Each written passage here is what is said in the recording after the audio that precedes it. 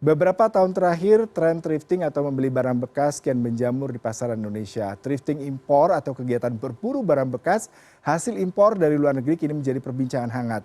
Terlebih sejak dicetuskannya larangan thrifting. Lantas, apakah thrifting ini justru mengancam eksistensi produk lokal? Sudah bersama saya melalui sambungan virtual Firman Bakri, selaku Direktur Eksekutif Asosiasi Persepatuan Indonesia. Selamat pagi Pak Firman. Pak, ya, Pak Firman, Anda mendengar suara saya dengan baik ya Pak Firman ya? Ya, Pak Firman, selamat pagi. Terima kasih sudah bergabung bersama kami Pak. Kita akan berbincang terkait dengan thrifting nih Pak. Selamat pagi. Baik. Ya, Pak, ini jika Anda mendengar suara saya cukup jelas nih, kita ingin Ya, bertanya terkait dengan apa tanggapan dari Asosiasi Persepatuan Indonesia terhadap impor ilegal sepatu bekas, Pak? mungkin saya perlu klarifikasi dulu ya bahwa sebenarnya em, untuk aturan masuk itu ada bermacam-macam. Kalau untuk garment memang ada larangan impor pakaian bekas, tapi itu di garment. Sementara di alas kaki sebenarnya tidak ada. Mhm, Hanya saja bahwa untuk bisa masuk ke pasar domestik itu banyak sekali aturan. mhm, Aturannya mulai dari wajib label bahasa Indonesia. Kalau sepatu bekas otomatis itu sudah tidak sesuai dengan ketentuan. Kemudian apalagi ada aturan mengenai K3L, keamanan, keselamatan dan kesehatan lingkungan. Nah ini kan aturan-aturan lainnya sudah ada, jadi eh, kita tidak hanya bicara pengawasan di barang masuk saja, tetapi juga barang beredar di dalam negeri. Nah, sementara ini kan kalau kita lihat sebenarnya pasar-pasar offline-nya itu sudah kasat mata kelihatan ada di mana-mana dan sudah mulai dari juga ya seperti di pasar Senen lah kita buka penjualan sama menggunakan aturan yang terkait dengan wajib label bahasa Indonesia, kemudian wajib K3L, seharusnya ini sudah bisa tidak kita hanya stop di cara masuknya, tetapi juga cara edarnya juga. mhm. Dan kita patut apresiasi beberapa hari yang lalu Pak Menteri Perdagangan melakukan pemusnahan terhadap barang-barang yang masuk secara ilegal. Mhm. Bapak tadi ada katakan itu ada tidak hanya sekedar peraturan terkait dengan bagaimana mengawasi produk masuk terkait dengan kualitas, kemudian juga peluang dan juga tadi ya kita bicara mengenai bagaimana produk-produk yang masuk itu misalkan kita bicara tadi kalau pakaian bekas sudah ada aturannya. Tapi meskipun sepatu bekas tidak ada aturannya Pak, tapi apakah sebelumnya kalau kita ingat kasus sepatu bekas Singapura yang masuk ke Indonesia yang membuat pengusaha heran dijual bahkan diperdagangkan oleh masyarakat sendiri seperti apa ini Pak? Ya, itu kan tadi kembali lagi bahwa aturan itu bukan sekedar aturan masuknya, tetapi barang beredar di dalam negeri itu ada aturannya, ada ketentuannya, dan itu berlaku wajib. Nah, makanya ketika barang itu di dalam negeri, otomatis berlaku aturan mengenai wajib pakai bahasa Indonesia, kemudian wajib KPKL. Nah, saya rasa tanpa harus menambah aturan atau larangan masuk, dengan adanya aturan tadi seharusnya eh, barang-barang bekas itu sudah otomatis bisa dicegah masuk. Mhm, Ketika sudah masuk pun juga otomatis harusnya sudah ada ketentuan yang melarangnya dan bisa dilakukan penegakan hukum. Jadi saya rasa aturannya itu sudah ada dan itu bisa ditindak ketika barang itu sudah masuk kita sudah bisa ditindak. Jadi saya rasa tidak ada masalah, kemudian harus ada aturan baru, cukup dengan aturan yang sudah ada, kita tegakkan aja.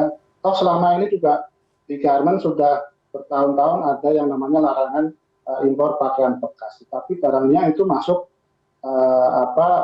dengan gampang sekali. Yang kita pertanyakan kan juga selama ini pelaku-pelaku lokal brand kita, kemudian pelaku-pelaku brand-brand global yang juga sebenarnya produksi di Indonesia cukup besar, tetapi ketika impor kecil ke pasar domestik, itu kita semua dipersulit ya. Nah, impor yang kita ajukan kadang hanya disetujui 10%, 20%. Ini kan jadi semacam kontradiktif gitu ketika barang yang legal, sah gitu, kemudian pelakunya juga taat aturan, bayar pajak, tetapi ternyata kita justru bersulit. Sementara yang walaupun masuknya tidak diatur, tapi barang beredarnya diatur, itu justru mudah sekali kita temui di mana-mana. Dan saya rasa kalau secara kasat mata ya jumlahnya cukup lumayan ya.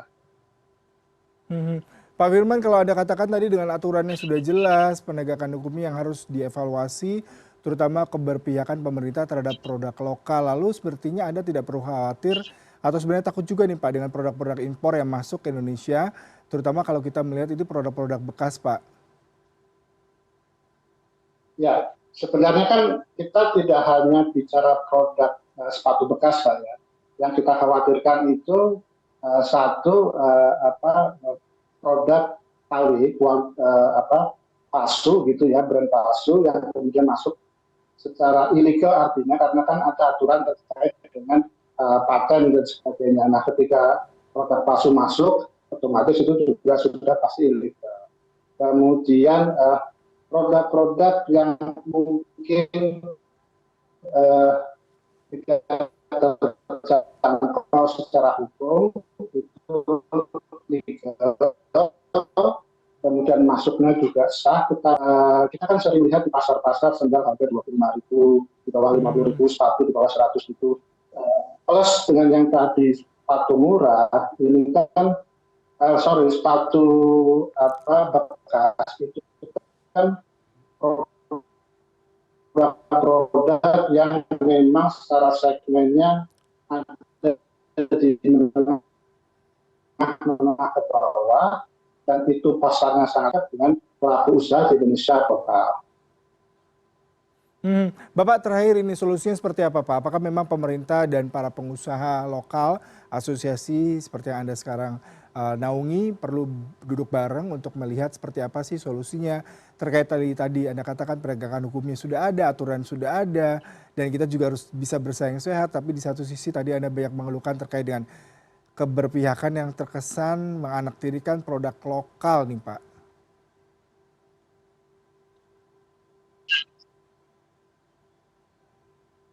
Ya, kita kan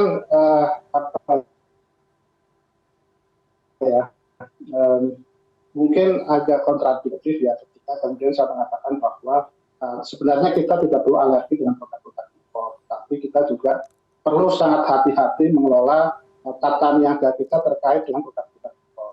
Nah, dalam beberapa tahun ini kan seolah-olah kemudian ada antipati terhadap produk-produk impor, termasuk tidak hanya produk jadinya, tapi juga bahan bakunya. Yang jadi kendala adalah ketika kemudian lokal brand kita order ke industri sepatu, kemudian industri sepatu masih memerlukan bahan baku dari impor.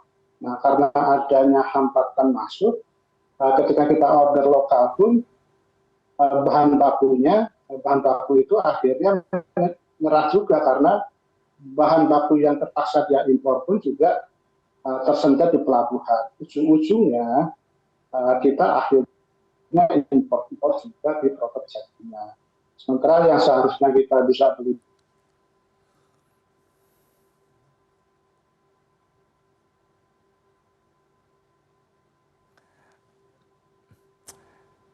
Ya, kami mohon maaf sekali gangguan teknologi seperti yang membatasi komunikasi saya dengan Pak Firman Bakri selaku Direktur Eksekutif Apresindo. Terima kasih untuk waktunya Bapak.